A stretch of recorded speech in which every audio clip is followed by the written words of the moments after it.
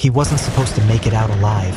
In a city moments from disaster, soaked in rain and fear, a single injured creature hurled himself into the heart of an explosion meant to tear everything apart. No badge, no armor, just instinct, loyalty, and a heart stronger than fear. They had written him off as just another tool, another pawn. But tonight he became something more of a silent force that refused to let darkness win. You've heard stories of heroes, but you've never seen one like this. If this story touches you, please like, subscribe, and share where you're watching from. Your voice keeps stories like his alive. The late afternoon sun melted lazily across the horizon, pouring golden syrup onto the cracked asphalt of the Riverside Community Park. Motorcycles lined up in neat rows, gleaming chrome catching the dying light like scattered fireflies. The Ride for Hope banner fluttered high above the gathering, stitched by the hands of volunteers who believed in second chance. Beneath it, a crowd buzzed with life, leather jackets mingling with denim vests, laughter spilling from food trucks, the rich scent of barbecue weaving through the soft hum of engines cooling down. In the heart of it all, Marcus Hill stood beside his deep blue Harley, wiping down the handlebars with a faded cloth, his dark skin glistening under the setting sun. He smiled, a rare and cautious thing, as he nodded to fellow riders passing by. Today had been good, safe.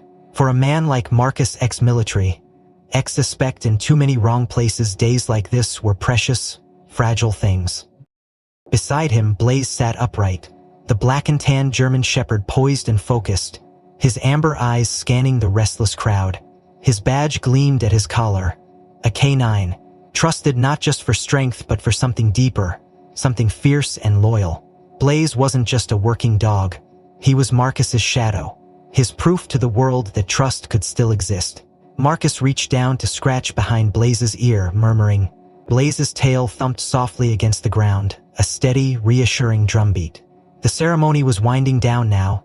An old veteran with a shaky voice took the microphone to thank everyone for attending, and the mayor handed out certificates to the lead organizers.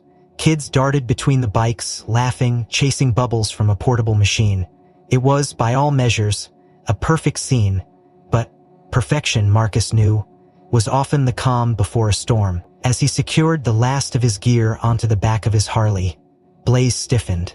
It was so slight Marcus almost missed it, the sudden tension in the dog's body, the ears pricking forward, the low, guttural rumble vibrating from his chest. "Blaze?" Marcus said, frowning, following the dog's gaze.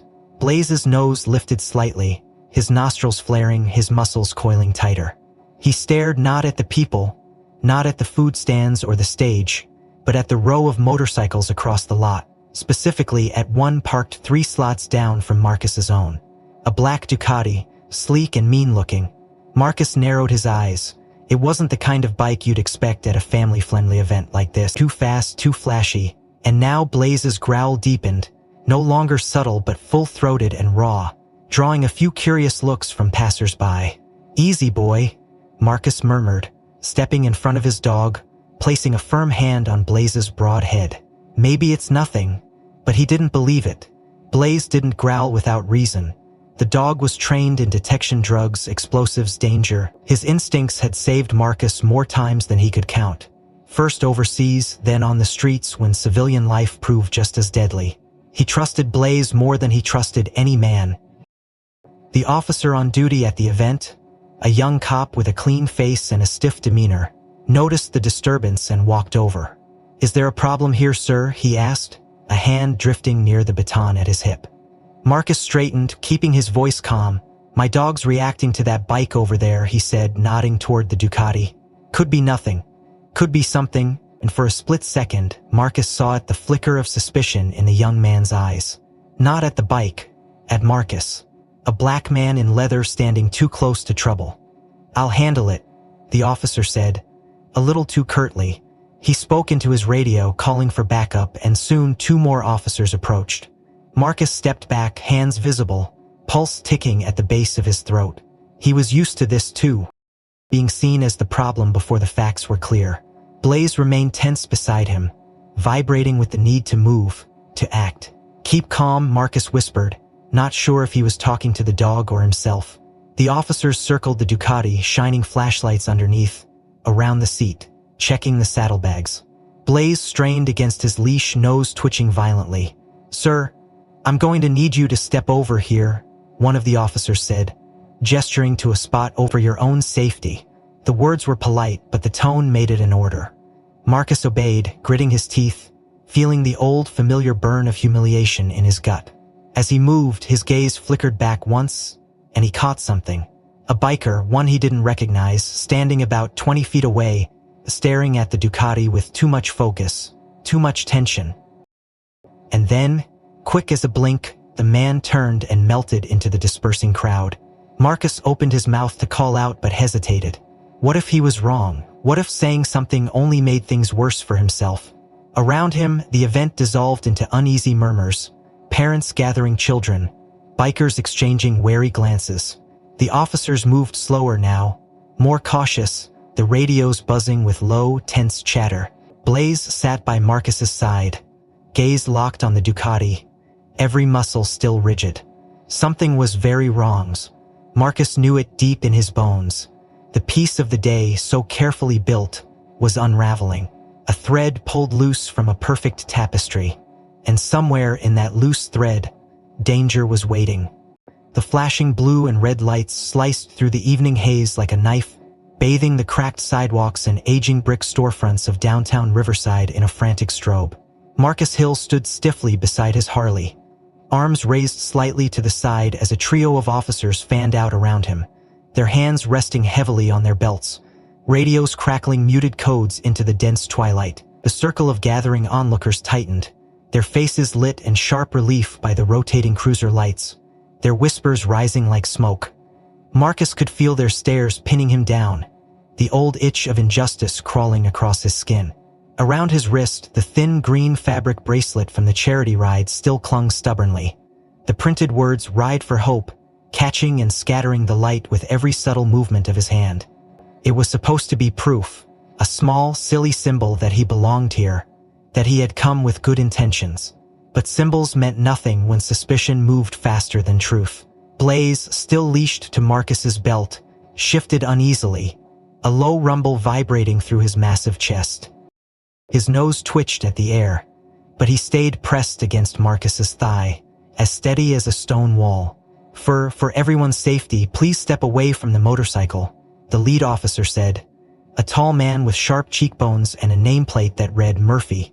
His voice was official neutral, but, Marcus said, keeping his voice calm, measured, the way he had learned to speak when every wrong word could be used against him. "He's been here all afternoon, ask anyone."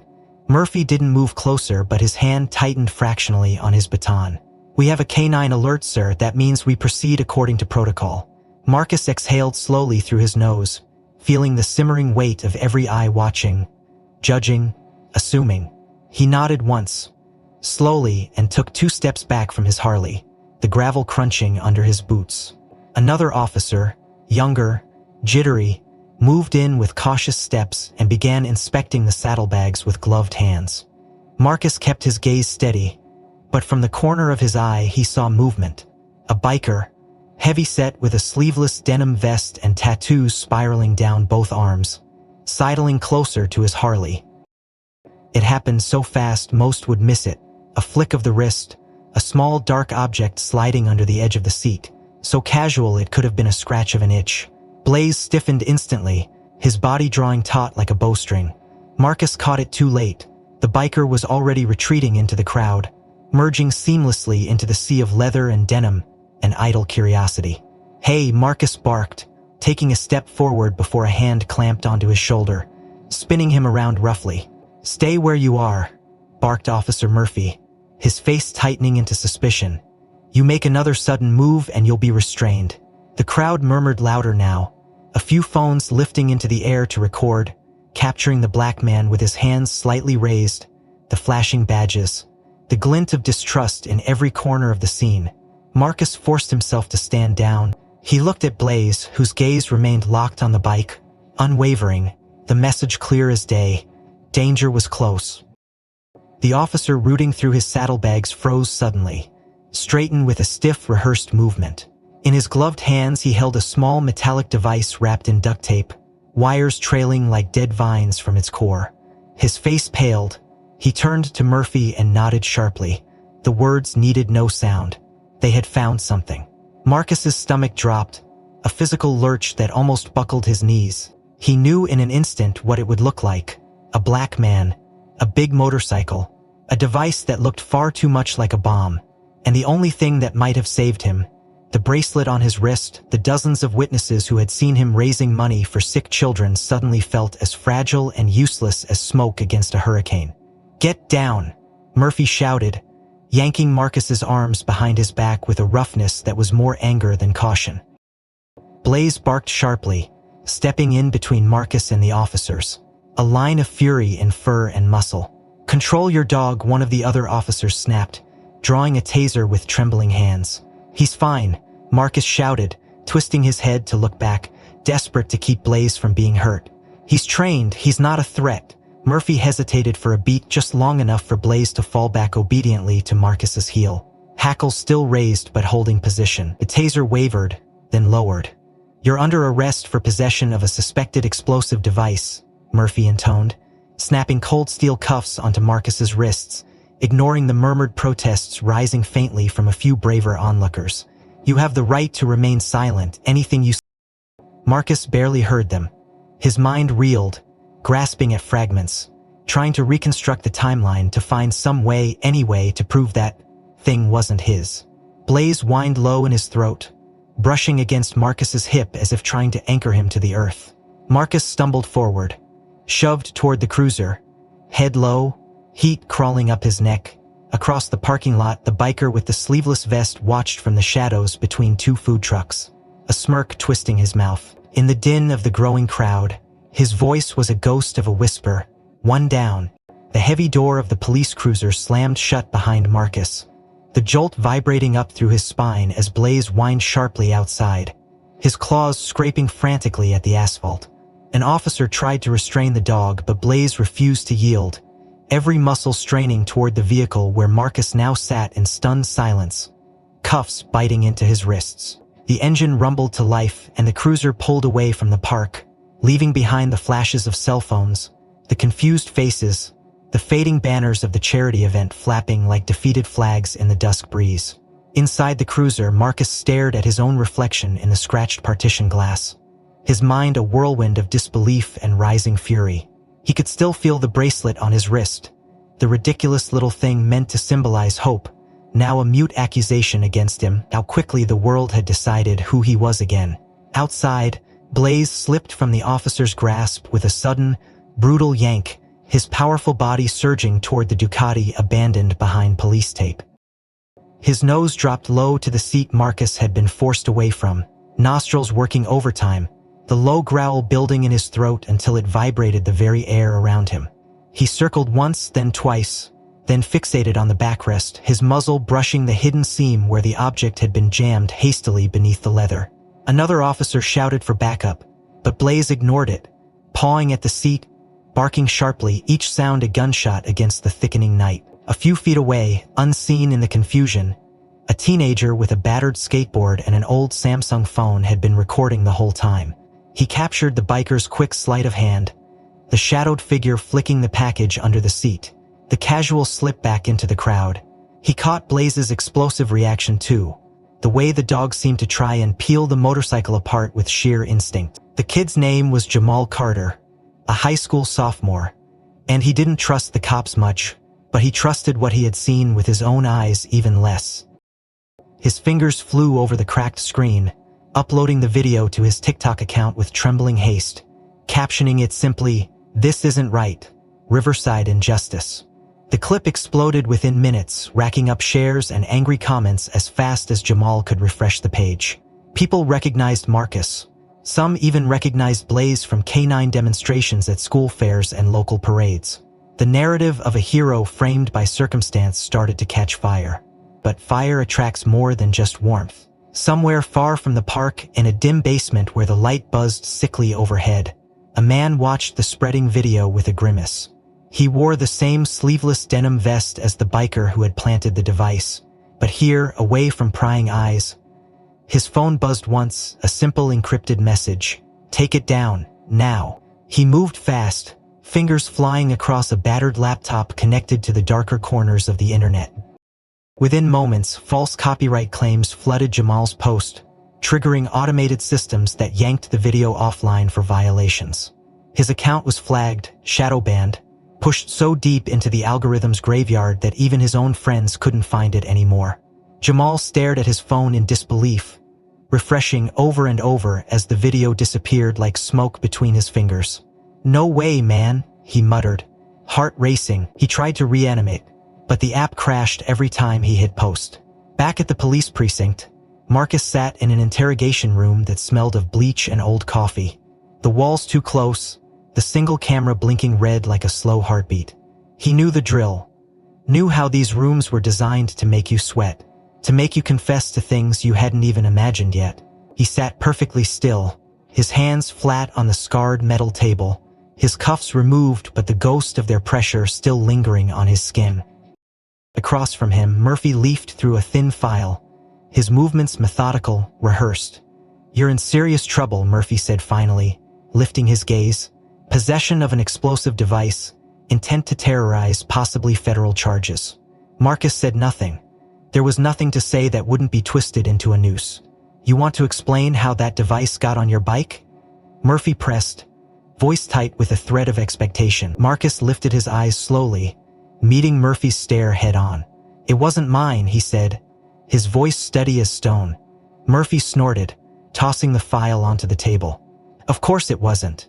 Outside the room, unseen but not unfelt, Blaze paced the hall like a caged animal, nose still twitching, body low and tense. He could sense his partner nearby, could smell the thick, cloying scent of fear that tainted the air of the precinct.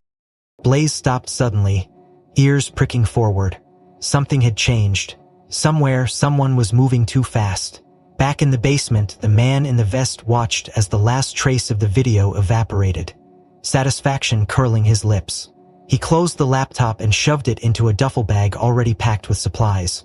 Burner phones, fake IDs, something metallic that clinked ominously when the bag shifted. He pulled on a black hoodie over his cut, disguising the gang insignia, and stepped out into the night, blending into the river of oblivious pedestrians flowing through Riverside's dim streets. He had more work to do, loose ends to tie up, witnesses to silence, and Marcus Hill was just the first domino in a chain they had been building for months. The stale air inside the interrogation room hung heavy with the ghosts of unspoken accusations as Marcus Hill stared at the table, jaw tight, hammering a slow, stubborn beat against his ribs. Across from him, Murphy leaned forward, the overhead light throwing deep shadows across the lines carved into his weathered face. A silent enforcer of judgment. The door creaked open suddenly, slicing the tension, and an older officer stepped in, his movements deliberate, his expression unreadable. Detective Samuel Brody was a veteran of the Riverside PD, 30 years on the force, known for his calm eyes and the quiet way he tore holes through lies without ever raising his voice. Marcus's gaze flickered up briefly, recognizing something different about this man immediately, something harder to fool. Brody set a thick file down on the table without a word, flipping it open to reveal a series of photographs, official documents, news clippings yellowed with time. Murphy straightened, a frown tugging at his mouth, as Brody tapped the top page with a thick finger. "Marcus Deshaun Hill," he said, voice low, almost conversational. "United States Army, 6 years of active duty, 3rd Ordnance Battalion, specialization, explosive ordnance disposal." Marcus said nothing, but his knuckles whitened where they rested against the table. The words fell into the room like lead weights, heavy with implications. Brody continued, flipping to another page. Combinations for bravery in Afghanistan. Disarmed over 37 IEDs under active fire. Survived 2 vehicle-borne explosive attacks. Honorable discharge 2012. He paused, letting the weight of that history settle. Murphy leaned back slightly, arms crossed, a muscle ticking in his jaw. Brody studied Marcus for a long moment, then closed the file with a soft thud. "You know what this means, don't you?" Marcus met his gaze evenly. "It means you are already decided what I am," he said, voice steady. Brody's eyes narrowed, not in anger, but thoughtfulness. Murphy, less subtle, leaned forward again. "It means you have the skills to build that device," he said, his voice sharper now, more eager. as if the pieces of a convenient puzzle were clicking together in his mind. You had opportunity, technical knowledge, motive. What motive? Marcus snapped before he could stop himself, his voice cutting through the room like a whip. Raising money for kids with cancer? That's my motive now? Murphy's lip curled, but Brody held up a hand, silencing any retort. The older detective leaned back slightly, lacing his fingers together, regarding Marcus as if through a microscope. The question isn't whether you could, Brody said. It's whether you would. For a moment, the room seemed to hold its breath. In the silence, Marcus's mind spun backward through memory, unwelcome and vivid. Desert air baking his skin through fatigues, the sharp smell of C4 mingling with blood and burning sand. The weight of the bomb suit crushing his shoulders. The world reduced to the beef of the detector and the knowledge that one wrong move meant oblivion. The faces of soldiers he could not save, burned forever into the backs of his eyelids. Marcus inhaled shakily, forcing the past down into its iron box. I spent my life trying to stop bombs, he said quietly, not build them. Brody didn't respond immediately. His gaze flickered toward Murphy, then back to Marcus. You're aware, he said slowly, that certain people, certain groups, sometimes recruit veterans, especially ones with your particular expertise. I'm not a terrorist, Marcus said, steel's lighting into his voice now. I'm not your scapegoat. Brody's mouth tightened, not in disagreement but in something closer to reluctant understanding. Maybe not, he said, but someone's making damn sure you look like one. Murphy snorted dismissively, pushing away from the table. We caught him dirty, he said. Dog alert, suspicious device, his background. Case closed. Brody didn't look away from Marcus. You think this is too clean? Marcus asked, picking up on the hesitation like a wolf scenting blood. Brody's silence was answer enough. Outside the room, the precinct buzzed with the low, electric hum of rumors. News outlets had already gotten wind of the arrest. Veteran-turned-bomber blared across hastily thrown-together headlines. Faces pressed to news cameras feeding the public a story. Marcus's face, his record, his entire life was being rewritten in real time by people who didn't know him and didn't care to. Blaze, still pacing the narrow hallway, lifted his head suddenly, nose flaring. He could sense it, the wrongness in the air, the tension coiling tighter. Back inside, Brody finally pushed up from his chair, scooping the file into his hand. He hesitated at the door, speaking without looking back. You got enemies, Hill, he said. Old ones or new? Somebody wants you buried. Then he was gone, the door swinging closed behind him with a soft click that sounded like a gun cocking. Murphy muttered something under his breath and followed, leaving Marcus alone in the too small room with nothing but the buzz of the light and the blood roaring in his ears. Across town, in a windowless office above a derelict pawn shop, a burner phone vibrated on a scarred desk. A man with a faded tattoo of a snake coiled around a dagger picked it up, his face illuminated briefly by the cracked screen. A simple message blinked back at him, Phase 2 begins now. The gray steel door slammed shut behind Marcus as he was escorted down yet another sterile hallway deep inside the Riverside holding facility. Fluorescent lights buzzing overhead like angry insects, casting his shadow long and broken against the floor. His wrists throbbed from the too tight cuffs, now removed but leaving a raw memory of restraint burned into his skin. Every step he took echoed hollowly off the concrete walls, a reminder of how alone he had become in a system that no longer saw the man but only the accusation. When they reached the processing room, the first thing Marcus saw wasn't the cold metal benches or the buzzing intake computers. It was Blaze being pulled away by two uniformed animal control officers in gray jumpsuits, his ears pinned back, his body rigid with confusion. Hey, where are you taking him? Marcus shouted, voice scraping raw against the silence. The younger officer didn't meet his eyes. Standard procedure, he muttered, tugging harder on Blaze's leash as the German Shepherd resisted, planting his paws firmly against the tile. Animal must be quarantined pending investigation, K9 or not.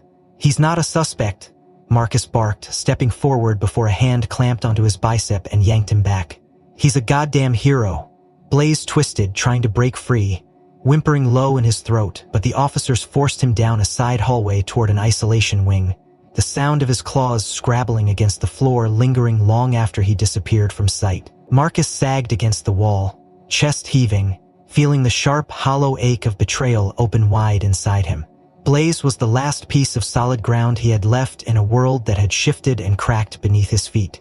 Watching him be dragged away was like watching the last of the sun vanish over a poisoned horizon. They gave him a cell-bare clinical, stripped of anything that could be used as a weapon or a comfort. The cot was too short. The air tasted of bleach and defeat, and the single window was no bigger than a man's hand. Marcus sat on the edge of the bed, staring at the scuffed floor, every muscle in his body coiled too tightly to relax, every instinct screaming that the walls were closing in. He thought of the headlines he would never be able to erase, of the whispers that would follow him for the rest of his life, guilty or innocent. He thought of how easily the world believed the worst when a black man was involved. He thought of Blaze, separated, confused, alone. And for the first time since the war, Marcus felt the weight of hopelessness settle into his bones like cold lead. Across town, deep in the facility's animal containment wing, Blaze sat inside a narrow kennel, panting softly. His powerful body pressed against the cold concrete wall. He could smell fear here, the sharp, acrid scent of animals abandoned and forgotten. But Blaze wasn't afraid. Blaze was waiting, his mind sharp and trained for 1,000 complex tasks, mapped every sound, every footstep, every shift in the currents of air that drifted through the vents. He knew Marcus was close. He could smell him even through the maze of walls and corridors. Blaze's loyalty wasn't something that could be caged by locks or procedures. It was a living, burning thing inside his chest, stronger than fear, sharper than pain. When the night came and the facility's rhythms slowed to the heavy heartbeat of graveyard shift laziness, Blaze moved. The latch on his kennel was a simple sliding mechanism, childproof maybe, but not Blazeful. With a precise movement of his snout and a nudge of his paw, he worked the latch free. The click of metal muffled perfectly by a distant clatter somewhere in the back of the facility. An old vent cover dropping from a wall maybe, something that might have been sabotage but would later be blamed on shoddy maintenance. Blaze slipped out into the hallway like a shadow given form, his movements low and economical, every muscle tuned to stealth. The hall stretched empty before him, security cameras rotating slowly on lazy arcs, their blind spots memorized during long hours of enforced idleness. Blaze darted between patches of darkness, invisible, silent, his paws barely making a sound against the polished floor. In the control room, a bored officer blinked at a bank of monitors, missing entirely the blur that streaked past the edge of the frame in camera 12. Blaze found the stairwell door ajar, wedged open with a folded piece of cardboard someone had lazily discarded. He pushed through it without hesitation, descending the concrete stairs in silence, drawn by the invisible tether that stretched between him and Marcus. A line of pure, unbreakable trust. Back in his cell, Marcus lay awake, staring at the ceiling, counting the cracks in the plaster like a prisoner marking days. Every thought led back to Blaze. Every regret sharpened into a blade. He could almost feel the dog's presence, the weight of him lying across his feet at night, the steady breathing that had anchored him through nightmares too vicious to name. Marcus turned onto his side, his throat tight, blinking hard against the tears that threatened to betray him. He didn't hear the faint click of the cell block door opening somewhere down the hallway. He didn't hear the whisper of paws brushing against cold tile, but Blaze heard him. Blaze smelled the familiar scent of soap, sweat, and stubbornness, and his heart surged in his chest like a storm about to break. The facility around him blurred into meaningless obstacles. He had one mission, one destination, and nothing, no door, no guard, no protocol was going to keep him from reaching it. The sharp click of Blaze's nails against the cold tile grew faint as he slipped further into the labyrinth of dimly lit corridors, guided by instinct sharpened through years of training and a bond that not even the thick concrete walls of Riverside's detention facility could sever. Somewhere ahead, Marcus sat in his cell unaware, but Blaze moved with a singular purpose, his nose working furiously, tracing the ghost scent of the man who had betrayed them both, the biker in the sleeveless vest who had planted the bomb, whose stink of adrenaline and bad intent clung to the world like oil to water. Outside, the air hung heavy with the scent of approaching rain, a storm building unseen over the city, stirring the leaves in restless whispering tides as Blaze burst through the emergency exit door and into the night. the world exploding into chaotic life around him. No alarms blared, no guards shouted the dog was a ghost slipping into a city that had long stopped looking too closely at the edges of its own darkness. Blaze hit the streets running, his body low, muscles pumping with effortless precision, moving not by sight but by scent and memory, following the trail of gasoline, leather, and cold metal that clung to the biker like a signature. He cut through alleyways littered with discarded needles and broken dreams, dodging broken glass and haphazard dumpsters, never slowing, never hesitating. The trail led him west, toward the old industrial district where empty warehouses sagged under the weight of time and neglect. Skeletal structures of rusted steel and cracked brick that had once birthed the city's prosperity but now stood as tombstones for forgotten ambition. Blaze paused at the edge of the district, nostrils flaring, tails stiff, ears forward. The scent grew stronger here, more recent, tangled with the ozone bite of exposed wiring and something else, something bitter and metallic that made the hackles along his spine lift with primal warning. He crept forward, every nerve wire taut, until he found it, a low cinderblock building with boarded-up windows and a heavy steel door left carelessly ajar, as if daring someone to enter. Blaze slipped through the gap without hesitation, his paws silent against the dusty concrete floor. Inside, the air was thick with rot and rust, the oppressive darkness broken only by thin beams of moonlight slicing through cracks in the boarded windows. The first thing he smelled was the explosives unmistakable. Even under layers of dust and oil, the chemical sting of ammonium nitrate, the oily bite of diesel fuel. It soaked the air, sank into the cracked foundation, permeated the very bones of the place. Blaze moved deeper, weaving through piles of abandoned machinery and stacks of old pallets, until he found the source. Against the far wall stood a series of crates, their sides stenciled with shipping codes long since rendered meaningless. But the tops were pried open, revealing plastic barrels packed tight with crude bomb components, nails, bolts, ball bearings, all designed to maximize destruction. Blaze's lip curled back instinctively, a low growl building in his chest, the instincts of his training screaming that this place was a death trap waiting to be unleashed. But it wasn't just the bombs. Scattered across a battered work table were sheets of paper weighted down with rusted tools, crude maps marked with thick red X's, and flyers emblazoned with slogans of hate printed in black block letters over grainy photos of marches, protests, people of every color and creed standing shoulder to shoulder.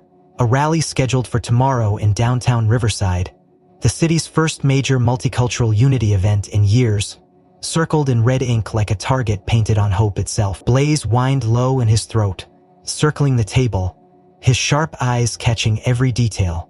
The timing notes scribbled on napkins, the grainy photos of city officials, the supply lists, the detonator schematics hand-drawn in a jittery scrawl. This wasn't just some rogue act of violence.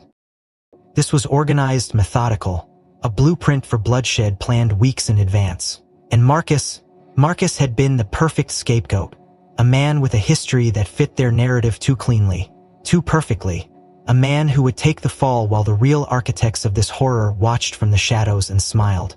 A soft sound drew Blaze's attention, the faint scuff of a boot against concrete. He dropped low instantly, ears flat, body frozen. Voices floated in from somewhere deeper in the warehouse, low and urgent, bouncing off the steel beams. "You sure it'll go down tomorrow?" one voice said, thick with cigarette rasp. "Public will eat it up. Black vet bomb dead kids at a unity rally. They'll riot for weeks, cops'll clamp down hard. Divide gets bigger. Money keeps flowing." A rough chuckle answered, "Genius, right? By the time they figured it out, it'll be too late." Blaze's muscles bunched, ready to spring, but instinct and training held him fast. He had to get back to Marcus, had to get this information to someone who could act before it was too late. Another scent hit him, then new. Sharp, urgent, the faint chemical tang of a timed fuse already primed. Somewhere close, its heartbeat ticking louder with every passing second. His mind burning with one single, relentless command. Warn Marcus, save them all. The storm overhead broke, a low rumble shaking the crumbling walls of the warehouse as the first fat drops of rain began to fall, washing the streets clean in a way justice never could. The rain came down in dense sheets, turning the cracked sidewalks and crumbling alleyways of Riverside into slick ribbons of black glass. As Blaze bolted through the storm, every muscle straining toward the place where Marcus waited unknowingly, still imprisoned by walls thicker than any chain. His paws pounded against the asphalt, sending up tiny splashes, but he didn't slow, didn't falter, driven by the knowledge that time was bleeding out faster than he could run. Back at the warehouse, the shouts had started barely a minute after he vanished into the night.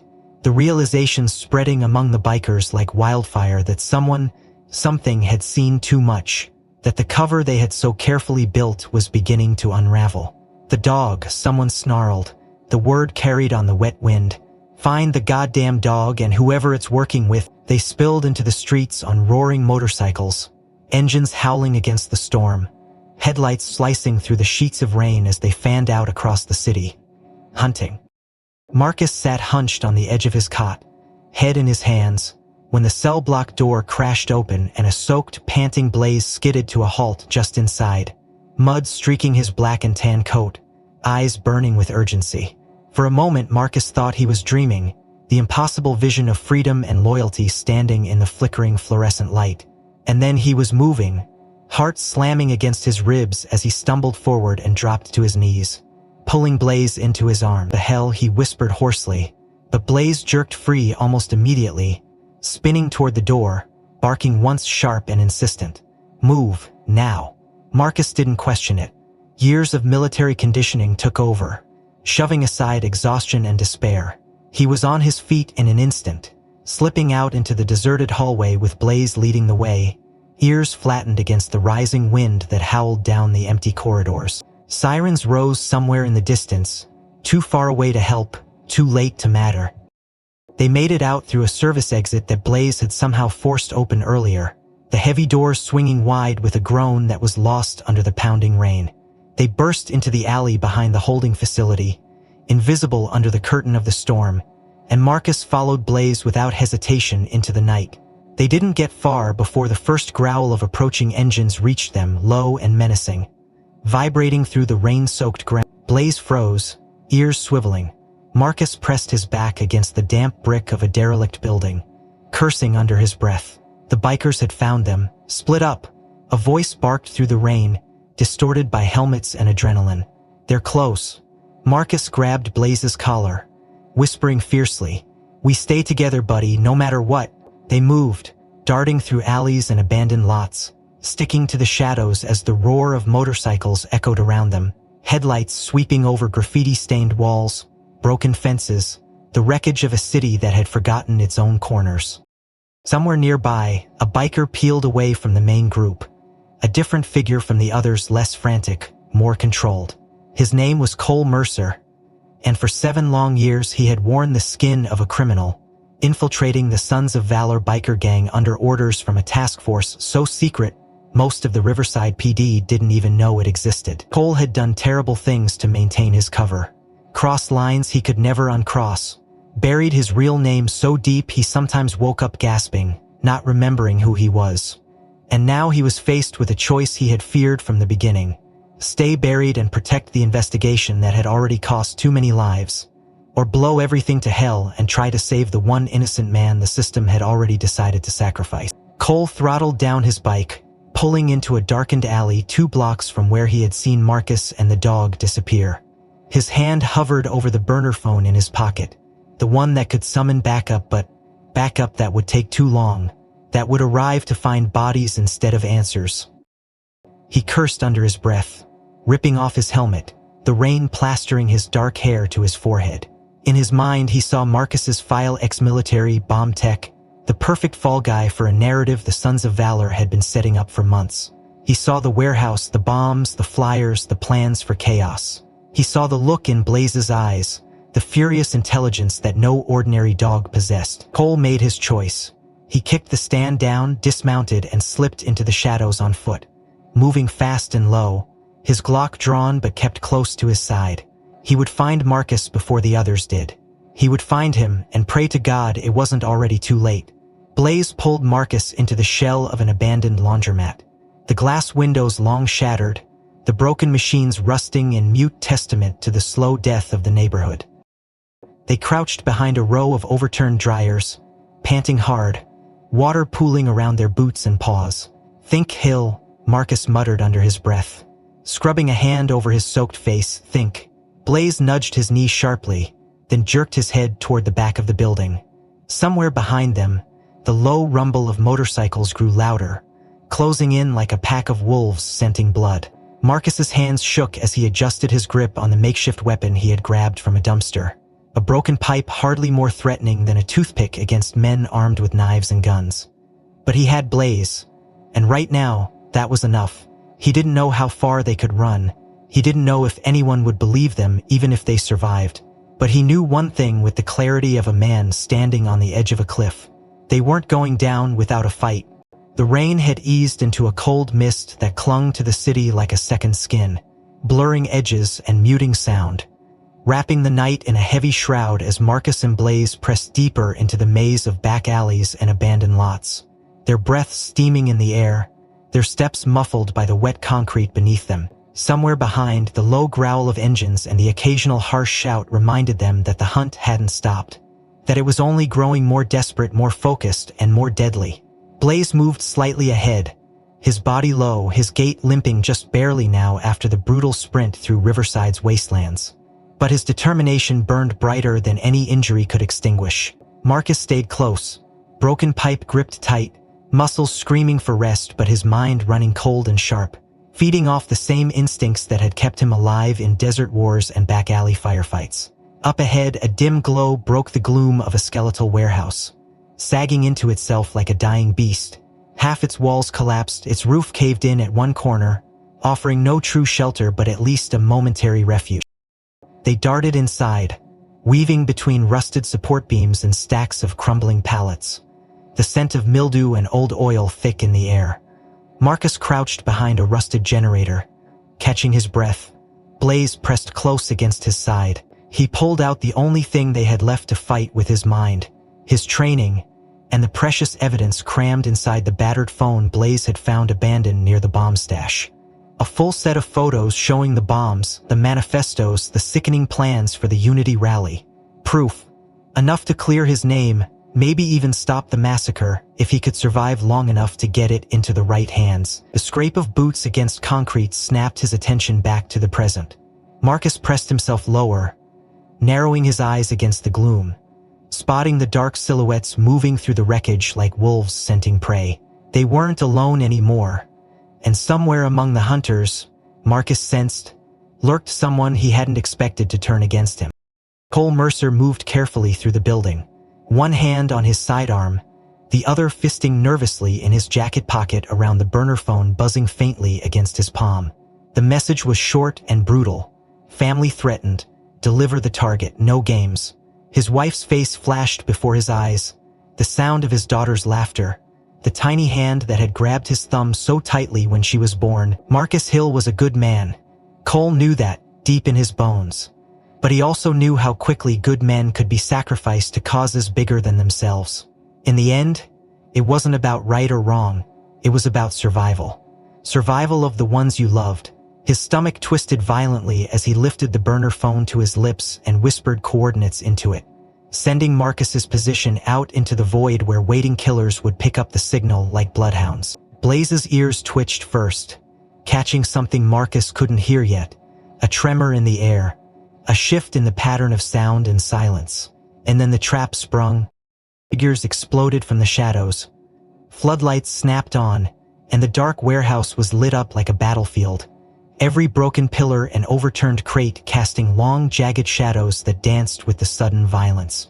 "Move, Blaze," Marcus shouted, throwing himself sideways as a bullet smashed into the concrete where he had been crouching a second before. Blaze lunged, snapping at the legs of the nearest biker, bringing the man down with a savage twist of his powerful jaws.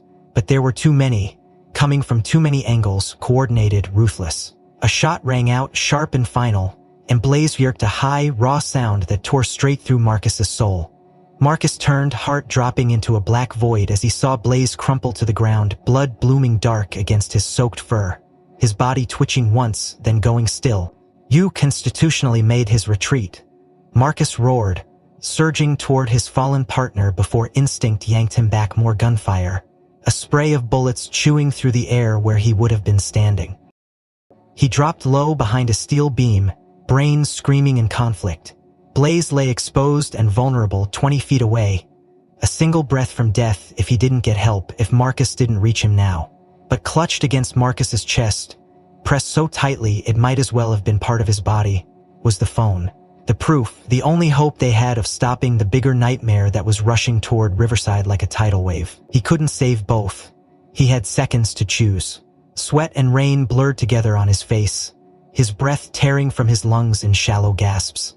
In his mind, Marcus saw a child's drawing fluttering on the Unity Rally flyer, a rainbow of different hands holding each other, scrawled in crayons with too much heart and not enough understanding of how easily such dreams were shattered. He saw Blaze's face too, the eyes that had followed him through every storm and battlefield, the loyalty that had never once wavered, even when the whole damn world turned its back.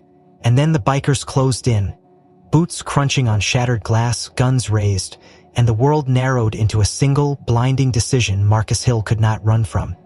The world seemed to freeze in that one breathless instant, the chaos of gunfire and shouts blurring into a muted roar in Marcus's ears as he stared across the broken warehouse floor at Blaze's crumpled body, the blood pooling dark and fast beneath the loyal German shepherd's side. His instincts screamed to move, to run, to live, but something deeper, older, more essential gripped him and rooted him in place. Marcus dropped the phone into the inner pocket of his jacket, dealing it against his chest, and bolted from cover into the open, gunfire cracking like whips around him as he sprinted toward Blaze, every muscle screaming in protest, every heartbeat a thunderous drum against the inside of his ribs. He didn't think, didn't calculate the odds. He just moved, driven by a loyalty no betrayal could break, a bond deeper than blood. He slid the last few feet, his knees slamming into the wet concrete beside Blaze, his hands already moving, skimming over the dog's thick fur, searching for the wound.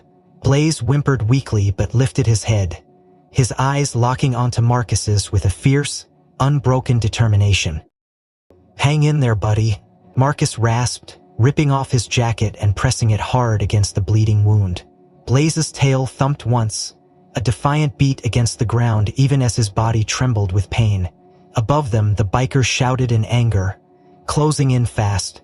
But Blaze did something then, something that shouldn't have been pain but in warning, and snapped his head toward a figure moving in the shadows. A biker, bigger than the others, with a heavy leather jacket weighed down by something bulkier than it should have been.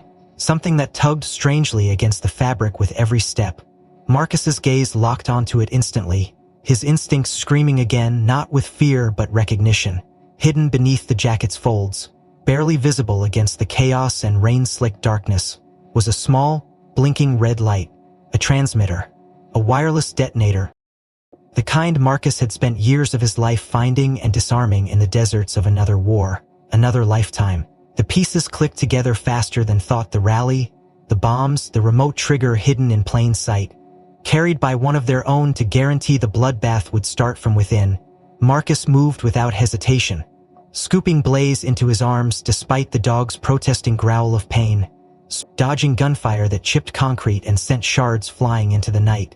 The biker saw him too late, spinning toward Marcus with a gun half raised, but Marcus crashed into him with all the force of his momentum, sending them both sprawling onto the ground. The gun skittered away into the darkness. Marcus pinned the biker down with one knee, his hands ripping at the jacket, exposing the crude detonator strapped across the man's chest with duct tape and desperation. A digital readout blinked at him, ready, waiting.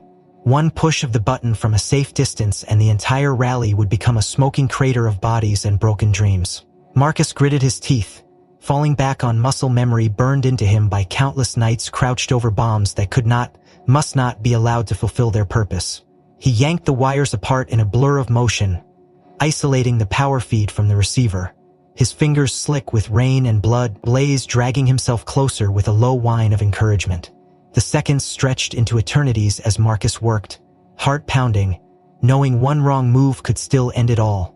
Then, with a final spark and a sharp crack of severed connection, the device went dark.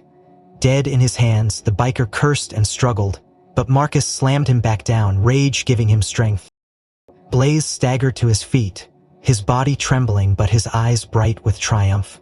Marcus pressed his forehead briefly to Blaze's, murmuring, "You saved us, partner." But there was no time to celebrate.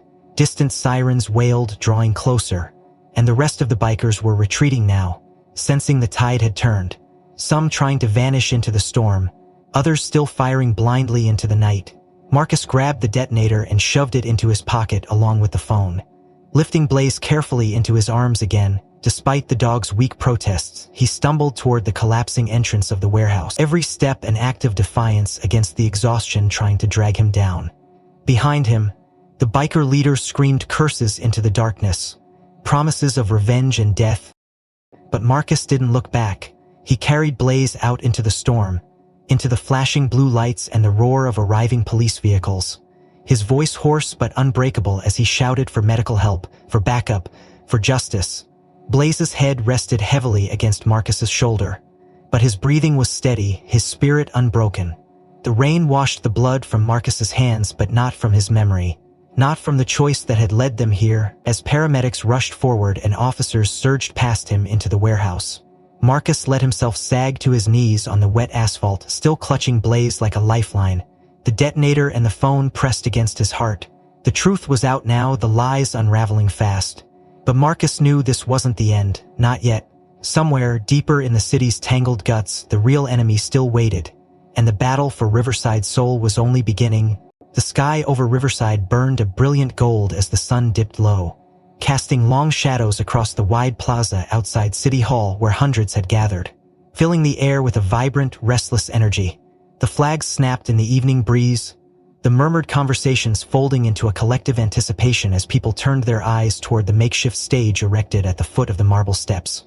Marcus Hill stood behind the heavy velvet curtain, his hands buried deep in the pockets of his pressed navy blue suit, the cheap rental itching against his skin.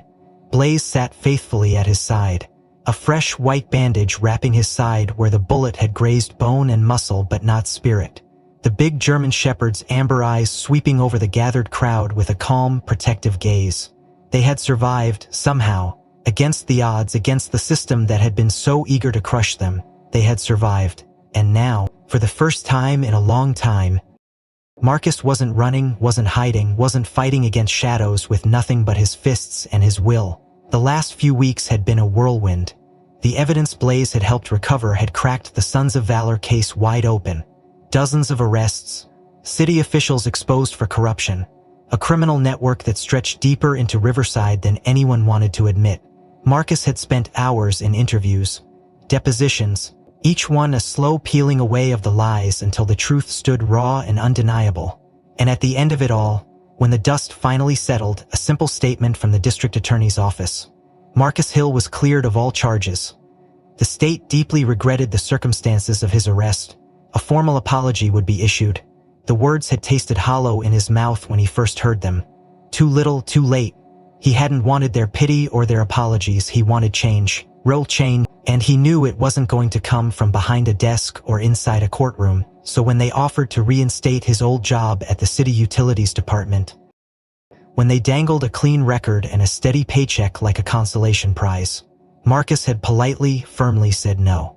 He had a different path now. He had Blaze, he had purpose, and he had a community that needed him more than ever, which was why, tomorrow, Marcus would officially open the doors to Second Chance K9 Academy, a small battered building on the edge of Riverside's west side, a place where kids who had been written off, men and women who had been discarded by the system, could come and learn discipline, loyalty, teamwork, through the training of service dogs, not just any dogs, rescues, strays, the forgotten, teaching those like him how to build trust again from the ground up, teaching them that strength came not from domination but from understanding.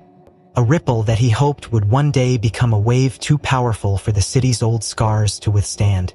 A burst of applause shook Marcus from his thoughts, and the mayor, a stout woman with tired eyes and a surprisingly strong voice, called his name.